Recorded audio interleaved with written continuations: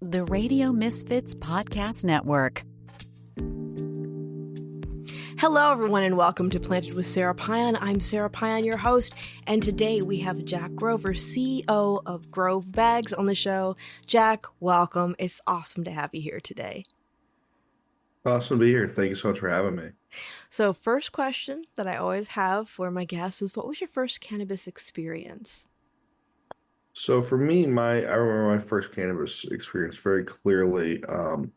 My older brother Charlie suffers from cerebral palsy, and he was visiting home, and I was in middle school at the time, and he was really, really suffering from some pretty severe muscle spasms, and he asked me if any of my friends smoked and if I could get him some cannabis. So one of my friends did and came over, rolled up a joint for him and kind of hit it and got it lit and held it to his mouth. And I was amazed because, I grew up in Ohio with a lot of very anti kind of cannabis content narratives being fed to me. So when I saw the relief that Charlie had from smoking, that was the first time I saw it, and it was amazing because he was having really tight muscle spasms. His shoulders rolled forward, and his chest was tight, and his face was red and really vascular. And he kind of took a few puffs, and he kind of exhaled. And it was unbelievable how immediately he kind of leaned back in the chair and opened up his diaphragm and opened up his chest, and was able to relax. And I had really grown up accustomed to him having medicines for everything, and medicines for medicines, and medicines for those medicines, just because of his health issues, and how helpful cannabis was to him with his quality of life without a lot of really terrible side effects. Really got me fascinated by the plant. I've been a advocate ever since then. It's an important conversation to have because I can't tell you how many friends that I've made through the years just working with policy and seeing like the before and after when they're able to use cannabis to have relief. It's mind-blowing. Like, I don't know, do you know Jacqueline Patterson? Not personally, but I do know of her. Jacqueline is a dear friend of mine, and when she's dealing with spasticity and her stutter, there are, and for listeners out there are videos that show this, being able to use cannabis, how everything does relax and the voice becomes clear. And it's got to be not only for people not giving that relief, but also being less frustrating, like feeling more in control of your body. And I think it's a conversation that we need to continually have because as we're getting into legalization, I feel like not all of our colleagues, but a lot of them are looking for an easy way out, like saying, we're just going to deal with the adult use market. The patients, that stuff is too risky, although it's what a lot of companies started their platform on.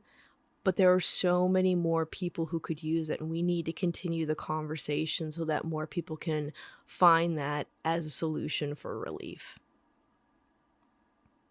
Absolutely, I couldn't agree with you more. I think broad patient access for medical cannabis is, well, really honestly, I would even go a step further and say, to me, in a way, I think the only difference between medical and recreational cannabis is how it's taxed and regulated. I would argue how much of a strictly medical or even spiritual difference there is between the two at the end of the day. But being open about cannabis use for me and for people on the team, people in the industry, and kind of breaking the stigma around the plants, very important to us. So really appreciate the work you do in trying to bring that to light and bring some of these stories to light. Oh, thank you. And I completely agree with you around, how we're categorizing things because, and I've mentioned this before, when we got into legalization here in California, people were like, oh, everyone's just going to be getting high. But what they didn't realize was that there were a lot of people who were curious about using it for therapeutic benefits, but didn't want to have a recommendation, didn't want to have a conversation with their physician. They wanted to come in and do some experimentation and see what worked well for them. So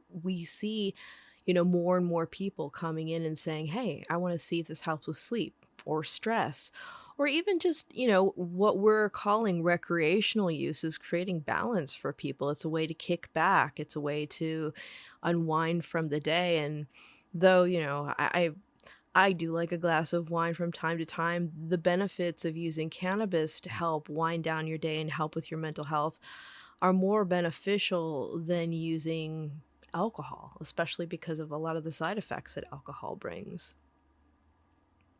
I couldn't agree with you more, and I think one of the interesting things we're seeing is consumer behavior and trends, in the United States move in line with two of the things that you just touched on, one of which being kind of patient advocacy and patient experimentation, and people in the United States taking a more active role in their healthcare, both in terms of cannabis experimentation and benefits from that, as well as in their broader health and their relationship with their physicians and doctors. And I think that's really important. I think that's a really important thing in terms of kind of getting our country, proactive in terms of moving away from sick care to healthcare once again.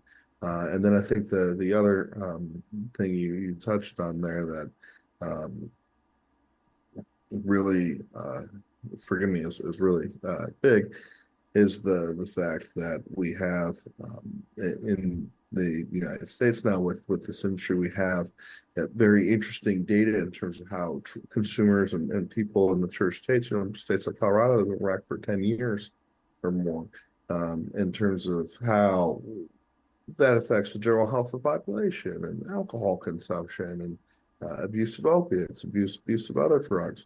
And we see some really provocative data coming from states like Colorado, some of these markets in terms of some of this data, which is just data, it's empirical, right? And it's really fascinating about how much healthier and how much tax benefit is, the state's drawn, or how much less alcohol consumption there is for communities, or less lower rates of DUIs or things of that nature. It's really it's fascinating. It's also very promising as we try to creep our way into this age of plant-based medicine revolution in the broadest sense. Yeah. Yeah. And I think, as we're stepping into that too, it's also stepping into critical thought where people are learning that, advocating for their own health and really digging into the idea of integrated medicine is a very valuable proposition because as much as traditional medicine can be helpful, I think it's amazing, like, when I was going through cancer, having to take other pharmaceuticals to protect my body from the other pharmaceuticals that I was taking was a crazy thing to have to consider. And to be able to use cannabis to do that without a lot of the harmful side effects was a huge relief from my mind. And I think we have to have more conversations about that. When we're looking at the trajectory and what we're seeing in different states and the different policies, what are some of the things that are exciting you, and what are some of the things that are putting up red flags for you that you think we need to be more aware of? I really don't like it when markets try to curtail access to home growing. I think we've seen in mature, healthy markets that home growing is a small and healthy, yet truly negligible part of the overall space. I don't believe it harms local cannabis companies to allow home growing. I think it makes people more passionate about the plant. It appreciates that gives them a deeper appreciation of the difficulty of work of these that cultivation companies and facilities do. Um, I truly think it's a very anti-American that we have a lot of legislation that look in reality, it's the last states where we've got, severely limited licensed cannabis markets where the price of medicine is exorbitant, where companies are making, gross, inappropriate profits, I would say, and from a very broken licensing system in a lot of cases. And beyond that, some of the states, the punitive measures and punitive ballot initiatives towards home growing and some of these things into having a captive market, I think is very un-American in terms of it's very cool. We've seen crony capitalism in very ugly ways play out in cannabis. So we've certainly seen a failure markets to really deliver, good value to the customers there and to the patient base there, to the communities in those states that advocated and suffered and invested in creating industry opportunities there. And that I think is something that is an opportunity that it's there's an opportunity to address it as we enter more intense talks and a more intense national conversation about how to end the war on cannabis. Yeah, agreed, agreed. I'm always surprised at who supports that kind of legislation. Well, yes and no. I mean, I I know that there are some of the larger companies that have been supporting that as well. And to that I would say, well, I can grow my own tomatoes too, but how many people actually do it? People should be allowed to grow their own medicine. And as we've seen, like here in California, there are some amazing programs where veterans are actually getting into cannabis cultivation, and how therapeutic and empowering that is for people to be able to do that for themselves. We've had the privilege to work with some really great groups like Hero Grown that have really taught us quite a bit about that and given us a great perspective. And I can agree. I think that's a great example of cannabis working the right way and the way we had all hoped, right? Yeah, yeah, absolutely. Let's talk a little bit about Grove bags. What got you into that? I've heard of Grove bags for some time now, and it's an interesting thing to see, like a packaging company being so prevalent in the cannabis in any market, like where it pops up. Like you've done a lot to be visible. And how did you come about this? What is some of the ethos of what you're doing, and what is the product? When I was growing for my brother, I had a lot of problems with burping and trying to, what I later learned was stabilizing moisture content, water activity level for viability in flower. And Charlie, to the fact he has cerebral palsy, has got maybe 40% of the lung capacity that I do, right, or that you do. So any sort of bacteria, I was always been worried about bacteria and dirty cannabis potentially giving him a respiratory illness because that could be so much more severe for him than you or I because he's wheelchair bound, right? Yeah. So I've been pretty nervous about that. So I've thrown out a lot of cannabis, which was growing in the woods or growing at a buddy's house. His parents lived out of town or whatever, and we took a lot of risks to grow that. And, it's expensive to buy the supplies. You had to go with cash. You had to go way in the other part of the city to do it, and it was just it was painful every time it happened. So I knew there had to be a better way to do it, and I was out in Colorado right when the industry started to take off in a recreational sense there, and really got recaptivated by cannabis, not just in terms of being an advocate for it and saying, oh, this is an example of what's wrong with the legislative process in this country, and social justice headaches and the rest of it. That was the first time I saw it. I was like, okay, this is happening because this is the United States. This is revenue. There's businesses here. I don't think the genie's going back in the bottle on this. So I thought it was inevitable that we would have a national program. I thought it would happen, a few years ago at this point. But um, really, I discovered that a lot of people had issues with cannabis packaging and cannabis processes. There was a lot not known about cannabis. We hadn't really done any deep self-stability studies or studies about cannabis. The best ideas we had about the natures of cannabis were from hop studies because they're so anatomically similar. We didn't really understand a whole lot about the fatty lipid structures within cannabis and some of the terpenes and trichomes and cannabinoids and the interaction and synergies of some of these different terpenes and cannabinoids and flavonoids. And we still don't. We're still learning. We know a tremendous amount more than we did 10 years ago. And, shameless plug, I think part of that is from our research and our white papers and being lucky enough to work with intellectually curious people in the space. We're trying to deepen and further the field.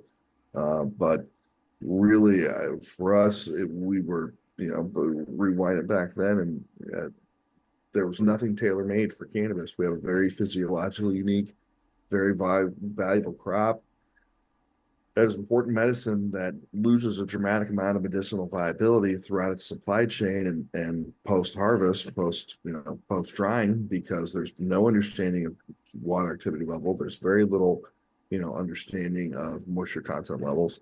There's no understanding of the fact that relative humidity does not equal moisture content, does not equal water activity level. And there were just so many blind spots in the space. And really, and then at the beginning there of the industry, people were making, were moving cannabis so quickly, nobody wanted to hear about curing or storage or drying or, longer dries proposal or something like that. So really, it took the industry maturing a little bit for our products to take off and for people to even be interested in trying the solution. And it really wasn't until the first big fall harvest in Oregon where we had a massive overproduction glut where people were like, all right, well, how do we keep this stuff, fresh? It can't be these coffee bags can't be the best way. We started gaining a following amongst some cultivators then. Yeah, I don't think a lot of people really understand the fact that curing is an art, and a, a large majority of the cannabis that your average consumer comes across is not even cured to its fullest potential. And I wonder if you could speak to our listeners a little bit more about that process, because it's something it's a very it's much more nuanced than your average consumer would even think. Yeah, I'd love to. And I appreciate the opportunity to do so. I'm just trying to think about the best way to do that. And I'm also rolling up one of our clients' products here. So I'm in hour 12 of my workday, but Oh, right I on. yeah, I promise I'll stay with enough for us to have a good conversation. But drying and curing, really the threshold definition in my mind of where that process starts and stops is drying is where we're trying to achieve some sort of homogeneous moisture content between large and small colas for purposes of shelf space and also for purposes of ridding the plant of a lot of residual chlorophylls and sugars and glucoses that are not being used by the plant for any medicinal benefit, but if we successfully process these things in the drying process, we can have a much richer smoke and have the plant, even though it's been cut, it's still respirating the same way cut roses in a vase of water would be. So they're still going to consume and ideally break down some of these residuals. Um, and when curing happens is when we've reached about 11% moisture content, but we need to stabilize residual water activity level and homogenize that across the plant. And curing is very different than drying because it's a delicate process. And what makes our products unique in the conversation we've tried to start is the power of having a very tight process in terms of moisture content and water activity level throughout your post-harvest process, because then when you reach the cure stage, you can have a passive gas exchange for a cure. And why a passive gas exchange for a cure is so important is imagine this jar of ivory, which I know is off-brand for me to show a jar of cannabis, but it was a gift from Zach Woods. So shout out Zach Woods for this ivory. It's interesting stuff. But this jar, when there's cannabis in this jar, there's a lot of headspace around the cannabis, right? If we're using this jar as an example of a vessel. And that headspace, if I were to burp this jar, if the cannabis is agitated, if it's got through temperature fluctuations, it had a dew point agitation, if the cannabis it was not properly dried and has residual moisture that needs to be released. If I'm burping that instead of a passive gas exchange, what that is that's an evacuation. And really, cure is a misnomer a lot of times because an evacuation is not a cure. That full gas exchange really reduces the quality of cannabis because we're losing a tremendous amount of evaporated terpenes into the headspace of those containers without giving the cannabis an ability to reabsorb those terpenes and cannabinoids, which is why if you see in studies comparing terp lock versus other post-harvest curing and storage methods, you'll see that we're saving 35 to 40% more terpenes and cannabinoids. And a big component of that is the passive gas exchange that terp lock allows because it facilitates a very gentle curing of the plant, which is has to be done, of course, within our very tight SOPs. If people think of, a lot of people like to now it's in vogue to compare curing cannabis or wine or cigars, and there's a fundamentally key difference, which is the wine and tobacco. There's still a fermentation process there, which has not occurred with the cannabis. So there's a different angle there in terms of the ability for microbial contamination and also for degradation of fatty lipids, which are very unstable, for example, in tobacco plants, but are much more stable, granted with tight atmospheric requirements in terms of relative humidity, but are quite stable. Whereas we don't have such luxury in cannabis because we're not fermenting the products of the fatty lipids within the cannabis plant, even post harvest, even once they're in the jar, I just showed you, or a turf lock bag or any sort of container, much more fragile. Yeah.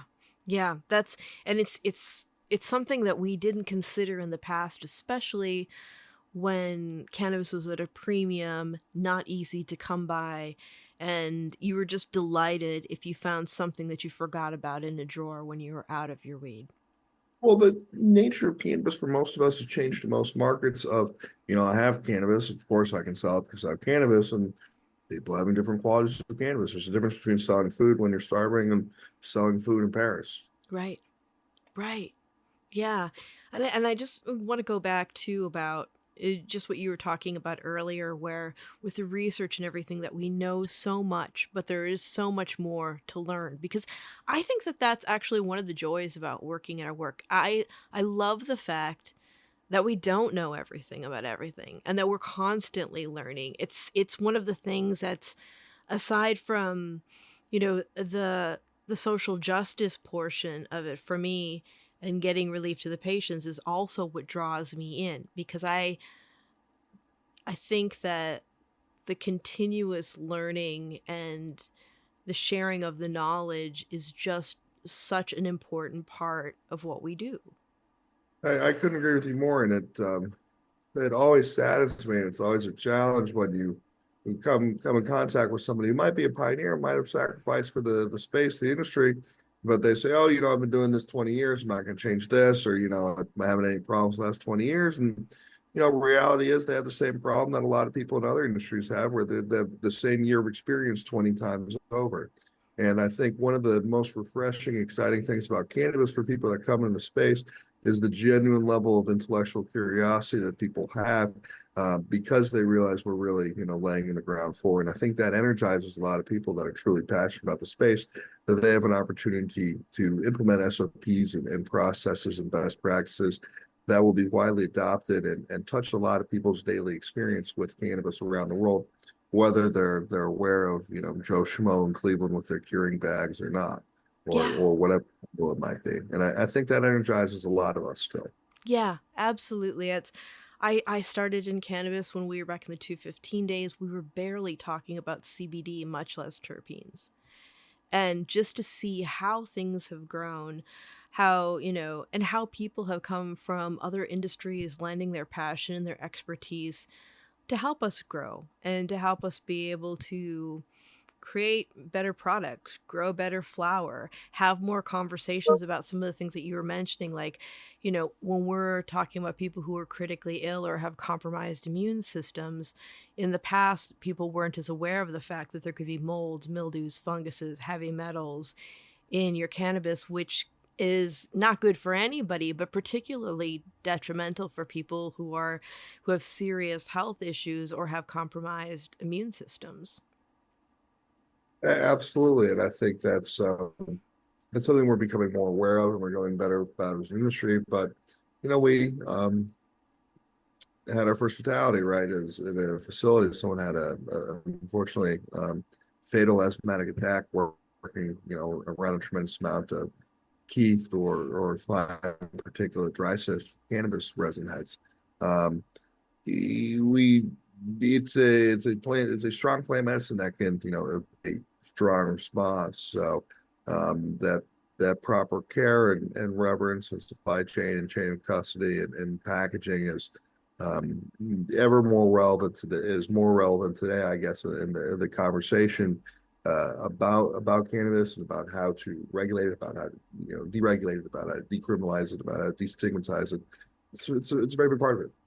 Yeah, yeah. And I feel like we need to have more conversations around. I mean, people ask me, when do you think on a national scale there'll be legalization? And I'm always like, I don't own that crystal ball. Like I think that the way things are moving, it's very, very slow. But we're also seeing this phenomenon of like people who either were working in the cannabis industry or were looking for a way to partake somehow without dealing with all of the regulatory issues in the interstate commerce. And now we're seeing the THCA flower and a lot of the D8, D9 products that are tagging along with the Farm Bill.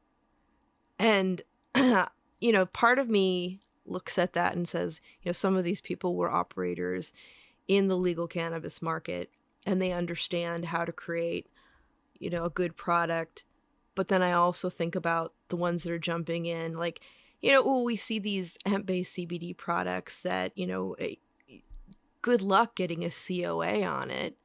Like, what are your thoughts Oh, on all of I that? smell so much crap and shit and poison, pardon my French, and Oh no, poison, yeah. really dirty stuff. I mean, if we regulated our food and medicine in this country the way we actually regulated, cannabis, that was legally moving through the system, it would be fucking mind blowing. But no, it's the fact that it's so fucked up that in California, for instance, a good pound of hemp is worth more than a decent pound of metric compliant trim cannabis is insane. Yeah. Uh, but it's because we've got this farm bill with these minor cannabinoid, subcannabinoid, and isotope cannabinoid, delta 9, delta 8, all these different things, THCDs and Ns, kind of skirting regulations with those. Um, it's really hurt the industry. It's a lot of the same people that were chasing, superfoods or goji berries, if you remember that crap, and Mm-hmm. this that were opening, gold stores and stuff like that. And, I'm not saying that, profiteering and squatting and, speculators, don't have a role in a healthy market, but it's particularly damaging to cannabis. It's really damaging to our aspirations for national industry and normalization because you have a lot of kids that get access to a lot of stuff that is particularly coming from, the hemp side of things now, or the people playing by the rules of the Farm Bill. And largely those are the guys that are infringing on IP, and largely those are the guys whose products are getting kids sick. And don't even get me started on a lot of these synthetic cannabinoids, and the type of, you know, I I agree. Kids should know whether or not they're prone to psychosis, and kids should not be experimenting with cannabis. But the spice, for instance, I mean, the data is out there that people are dramatically more prone to serious, detrimental after effects of spice than it would be if they had just had access to cannabis. Mm-hmm. Or all these different sprayed hemp products now with distillate and flavorings and deep food flavoring infused products. I'm seeing a lot of cannabis. People are passing me cannabis and being like, oh yeah, this is, it's world-class shit. And I'm like, no, it's not. Because I've been in the flavorings facility and I can tell that that's not an organic bubblegum terp that's got too much harshness to it and too much artificial sugar smell to it. Like that is a food flavoring terp that you have taken the hemp technique of doing a vapor infusion of this flavoring into flour that people were doing with hemp, and they're actually now doing it with cannabis flower, Yeah. Yeah. And passed off as designer weed. yeah, and then when we're looking at terpenes, it's become the buzzword, and as you and I both know, it's an essential part of having, the spectrum of feel and a lot of the effects, including therapeutic effects. But we have to have real conversations with people like, oh, well, I'm gonna go get myself a terpene kit and start playing with things. And it's like some of these terpenes are solvents. Like the way they show up in cannabis is in these minute amounts as nature intended. But anybody who's done any work with essential oils knows that even essential oils have to be diluted with a carrier oil, and a lot of times for it to be appropriate for human use. And now this is even much more concentrated than essential oils. So like when I would take out a terpene kit to teach one of my classes, people would be like, oh, can I get one of these for home? I'm like, this is for you to experience the aromas. This is not for you to dab. This is not this is not for you to eat. This is a magnified example of all of the small molecules that work together in synergy in these plants. And I'm showing this to you so you can better understand it on a grander scale. People really don't understand, botanical terpenes and synthetic artificial flavors, aromas, and how deep of a role they play in the cannabis industry. Some of the most profitable ancillary companies in the cannabis landscape are terpenes and flavoring companies. Yeah, Some of them, not all of them, of course. I'm not out here saying everybody in this part of the industry is making money hand over fist, but I know some very successful companies that are, servicing that particular area. well, of course, because as soon as you take the THC out of the equation, it's much easier to be able to be profitable. And by saying that, I'm not saying that these people, these companies, if there's anything bad about them, because we do need to have access to botanical terpenes and things like that. But it does illustrate the fact that if you have anything that's plant touching to what would be legally considered cannabis, you're having a hell of a time being profitable right now. Depends who you are and what you're doing. I certainly think there are people who tell you, oh, anybody who's still in business right now are doing well. They're robbing Peter to pay Paul, or they're trapping their fucking ass off. They're backdooring shit like crazy. And you hear all sorts of stuff like that. But there are guys who aren't doing any of that shit that have wildly successful businesses that are operating in some of the most competitive markets right now. Agreed. I'm not saying they're not fighting a terrible. I'm not saying what they're doing is easy, and I'm not saying there's far fewer of them than there used to be, but there are still guys in California cannabis who are crushing it and who are have a global influence with what they're doing in terms of the cannabis industry. Um, but I think what we fail to do a lot here in the United States is uh, take a moment to step back and look at the fact that about 27% of the world's countries have some sort of medical, recreational, and decriminalized cannabis access. And fully about one half of the world's population roughly has relatively easy or even protected access to cannabis. And we're now in a global landscape in which the United States is, falling behind of an integrated global supply chain where we're seeing flower move in tight pharmaceutical style custody all across the world. GMP product from South Africa and Israel to mainland Europe to uh, from Canada, from Colombia. It's pretty incredible right now, and I think um, I would hope that legislators in this country feel some urgency because I don't think the United States can maintain the dominant market position with such a broken regulatory framework right Yeah. now. I think we inevitably are looking at an integrated national market. Yeah, I think that we have to turn our sights towards that. And I'm always perplexed when I'm in committee meetings and there's the reports that I get from different areas in the government, and how when cannabis comes into the picture, it seems like common sense and knowledge of economics kind of goes out the window. There's I've mentioned this example many times, like when I was on the oversight committee for San Francisco, and we had the controller's office do a report on the price per gram of cannabis. And after legalization, it was just painful to see. I was still also working in a dispensary at the time, and to see patients in tears because they couldn't afford what they needed. And they'd been able to budget years before, understanding the pricing structure, but the prices on top of the taxes was making it really hard for them. And the controller's office had said, the price of cannabis per gram has gone up due to competition. And that's when I was like, okay, I got on my mic and I said, if you know anything about economics, that is not how it works. We are overtaxed. It is expensive to do business in California, and the real estate is ridiculous. When we're talking about inventory, we're also talking about real estate. So why don't we really break this down? The fact of the matter is everything is overtaxed, and if you taxed less, you'd actually make more money because there'd be more people purchasing it. And if you had a lower threshold for entry into the legal market, you wouldn't be worrying as much about people who are working in the traditional or illicit market because they would be able to partake in the legal market as well. I couldn't agree with you more, and I would go so far to say is that in cannabis is a microcosm of why this country is so fucked up because we have people who have never done who don't have the perspective of ever having done an honest day's work making any decisions anymore. Yeah.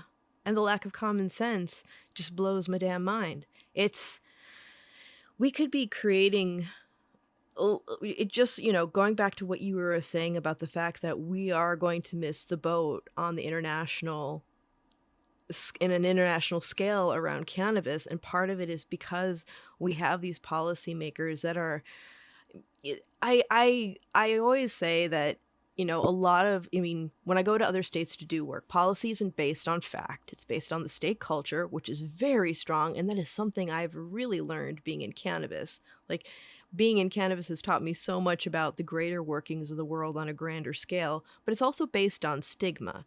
And these policymakers who depend on our votes for their jobs have a really outdated view of who the average cannabis user is. But we also have the issue that these same voters are afraid to come out of the cannabis closet and talk about their use and to let these people know. Because this was like, I used to get yelled at all the time in the dispensary, like, the dispensary is greedy, the brands are greedy, you guys are making it hard for us. And it's like, no, the people who represent you don't see you.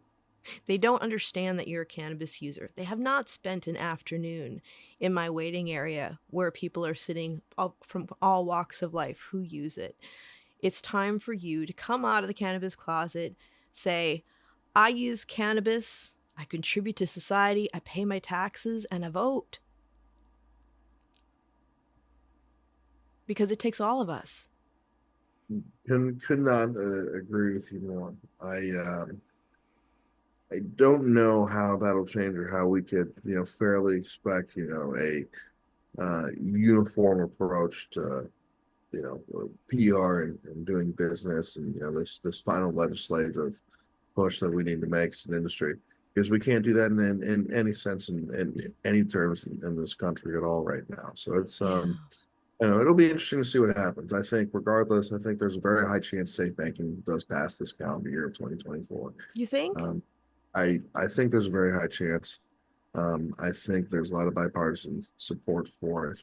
I think by the numbers, not saying it's the most dire, but by the numbers in terms of the number of people it affects, cannabis in some senses could be the number one social justice issue in this country that can be done away with the stroke of the pen. And the United States really took a lead in the global war on drugs and the global attitude towards drugs. The United States could take a lead once again in this global plant-based medicine revolution, and which would really, be a boom to, the domestic economy as it has been in a lot of cases. But um, we are in a revolutionary, remarkable time, and we have to take a proactive, forward-thinking attitude as entrepreneurs and building businesses for the way the industry is going to be. But also when we're talking about policymakers and the way we want to influence our policymakers, because this is happening, and like it or not, 10 years is going to pass, and we are going to wake up in a dramatically different landscape in terms of the relationship we have with our health. And I think that's being forced, if by nothing else, than the fact that we are coming face to face with the fact in this country that we have the first generation ever in this country that has a shorter life expectancy and a lower quality of life outlook than the preceding generation. That's scary to think about. It is scary to think about it, but at the same point in time, we need to make it empowering, um, and take charge of our destiny here. The same way people are taking charge of destiny and going and experimenting with cannabis, and people are taking charge of destiny and being personal advocates, and taking extreme personal involvement in their own health and their own wellness, Yeah. Yeah, I mean, and it's with their legislators and with their representatives. yeah, I mean, we would be, I think if more people got involved and understood, I think we need to start teaching civics in school again too.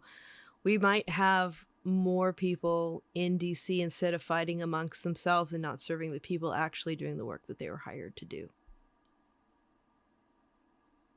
I mean, here's to We, hoping. hopefully we'll find out, right? Yeah. Yeah. And it being an election year, it's I'm really wondering what we're going to be seeing as far as candidates and their conversations about cannabis, because some will talk about it, a lot of them just sidestep it.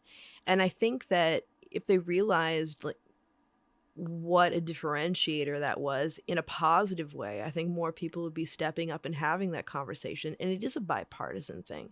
Like I've had Michael Steele on a couple of times, and he's always said, you know, if the Republicans that he works with, his Republican colleagues, they would admit more to one, their own personal cannabis use and their support of cannabis, we'd be having a lot of different conversations than we are now. I could not agree with you. I think that's another great point, and I would want to augment it and go a little bit further to how do I want to put this? I want to make sure I can say this the right way. Bear with me for a Sure, second. no worries. Um,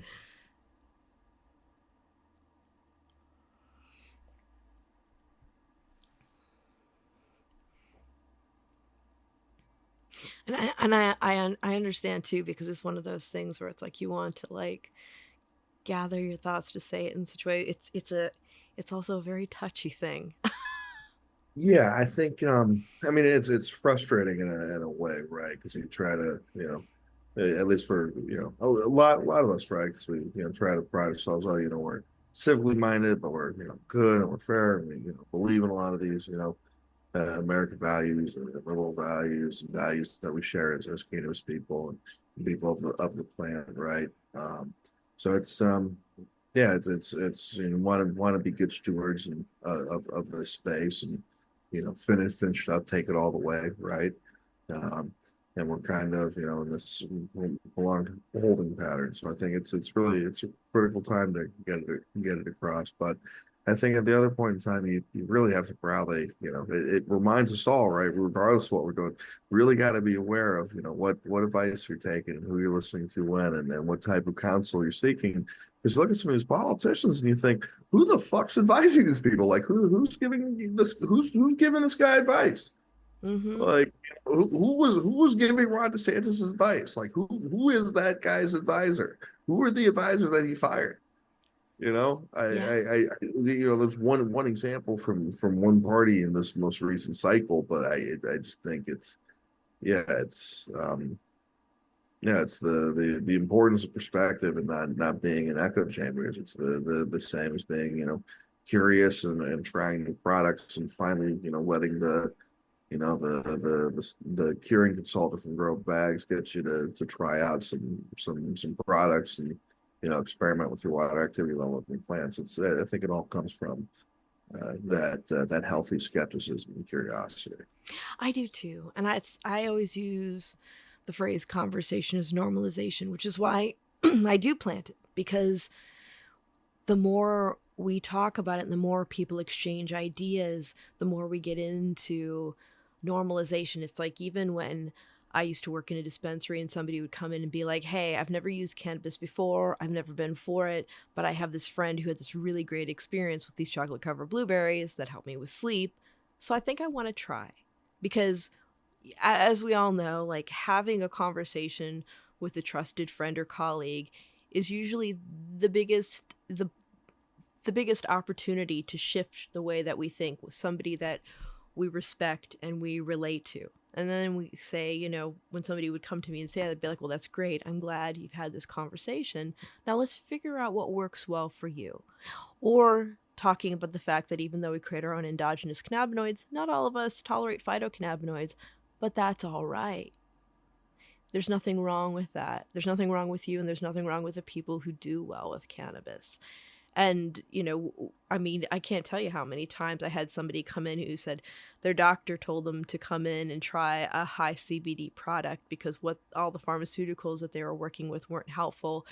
And they were very, very much influenced by the war on drugs, even to the point of like looking me in the eye and going, I'm not a druggie. And like pointing to the staff, like all of you. And it's like, okay, so step back. Like, let's talk about this. Nobody's a druggie on staff. Like, let's actually get down to what it is that you need and creating a safe space for experimentation for you. And then going from that cranky, scared, cynical conversation to them coming in maybe a week or two later being like, oh my God, that helped. And I can't believe that that's been kept from me for so long. And I'm angry about this. And I want to tell people about my experience so that other people can get the relief that I've experienced too. And I'm like, tell your story. Have these conversations. Let people know that, they have to figure out what the right fit is for them. But the more conversations we have around that, and the more people who may have been very much against it and have a good experience, I think that takes us so much further down the road for normalization and better policies than and a lot of things do. I think it's as simple as it has a tangible impact on people's quality of life you know, without infringing on anybody else's quality of life, right? Yeah.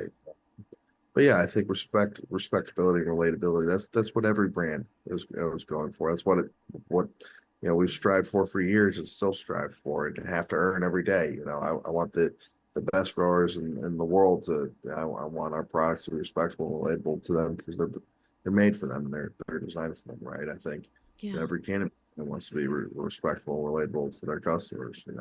Otherwise they won't interact with that. That's the key to commerce and in some ways the key to society, right? That's the core of relations, whether it's a relationship between enterprise and it's client, or whether it's between people in a more spiritual sense. Mm-hmm. Um, and I think we're overall I remain optimistic, but I definitely would say, wow, it would be wouldn't it be really incredible if we were a unified, nimble, coherent voice as an industry.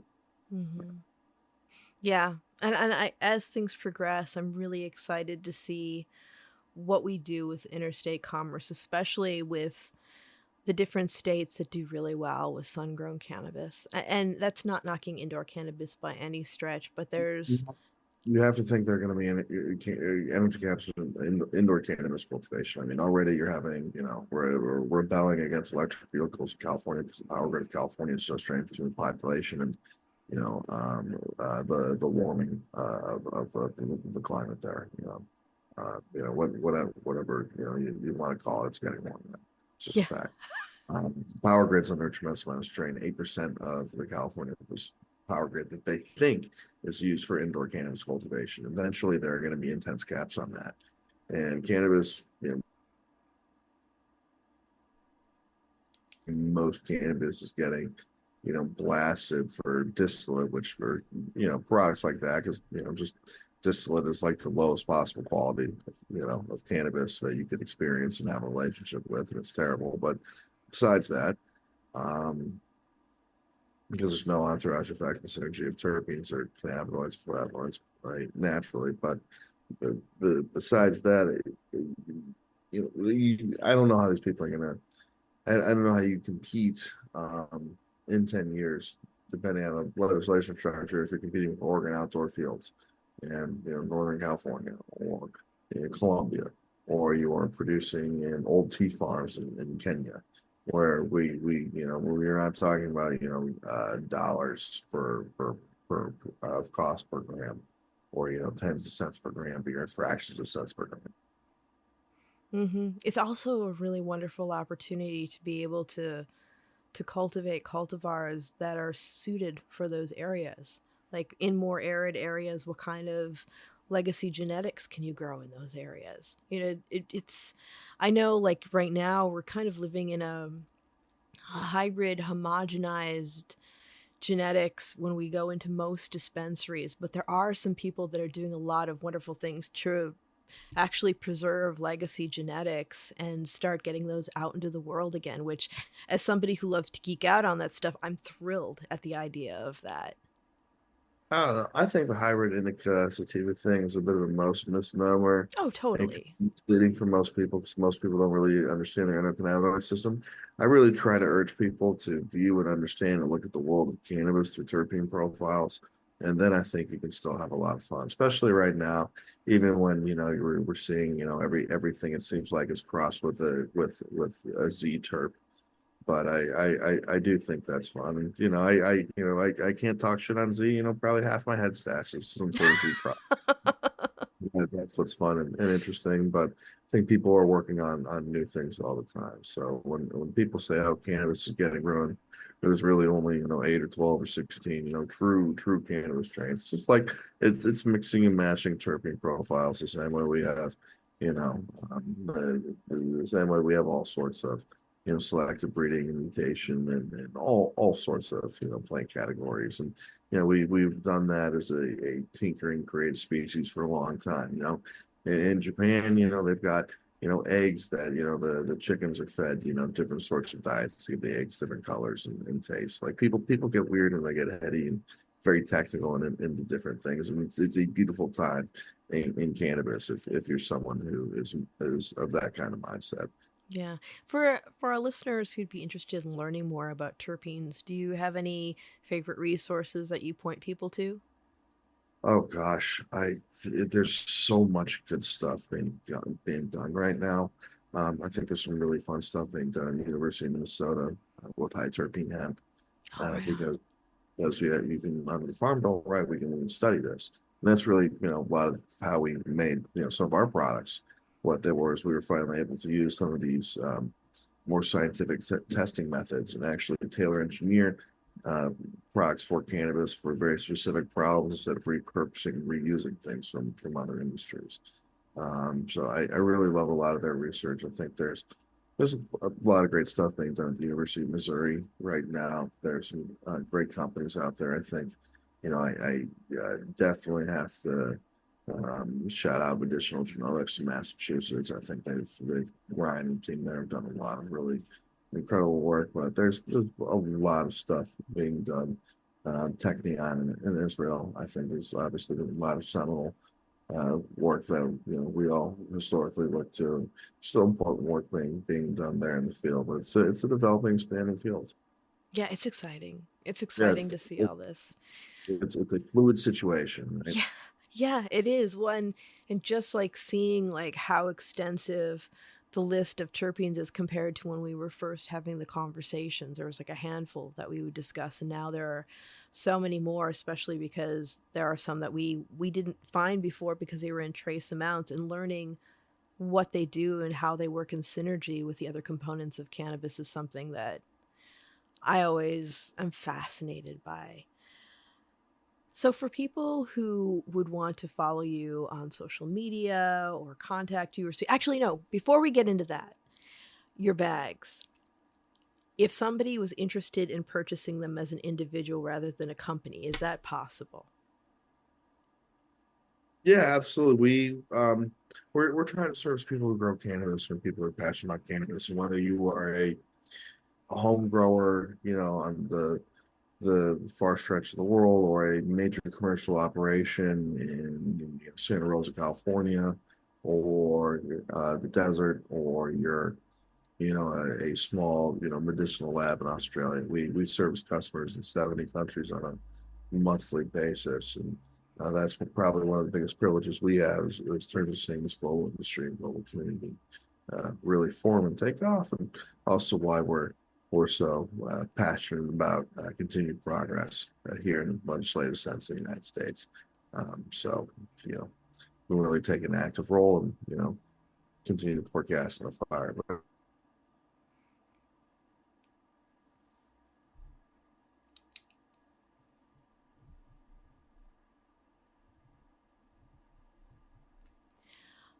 Sorry, we just had a quick pause. So I just made a note of it.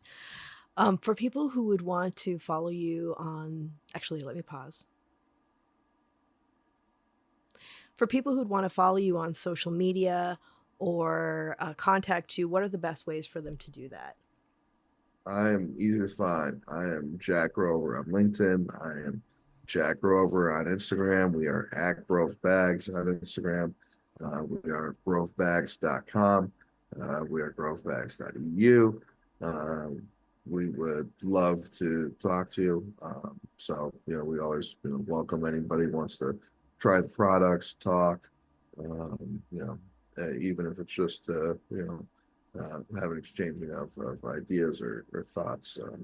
That's what it's all about. So we're easy to get in touch with, is what I'm trying to say. It's been a pleasure, Jack, and it's also a treat to be able to speak to somebody who really has an overall view, and you've been able to interact with a lot of different areas in cannabis.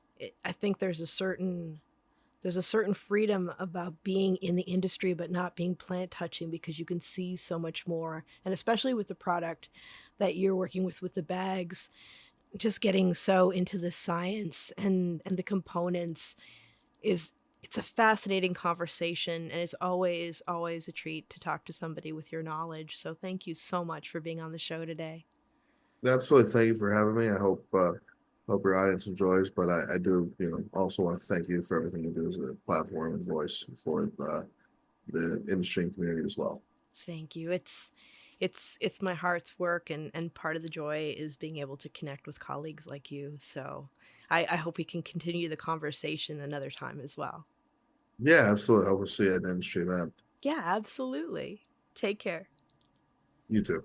And everyone, remember, if you like listening, please give us a review, share it with a friend. Let us know what your favorite episodes are. And if you'd like to stay in touch over social media, we are Planted with Sara Pion on Facebook and Planted with Sara on Instagram and Twitter.